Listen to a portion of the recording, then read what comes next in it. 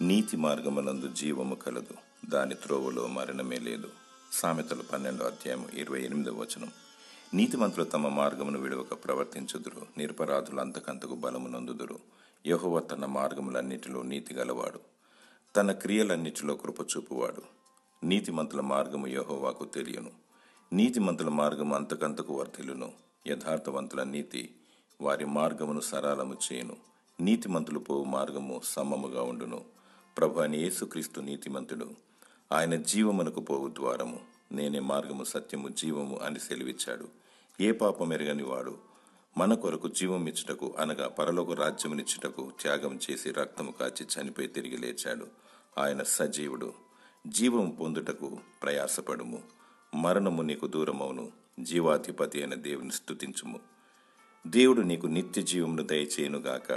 Amen.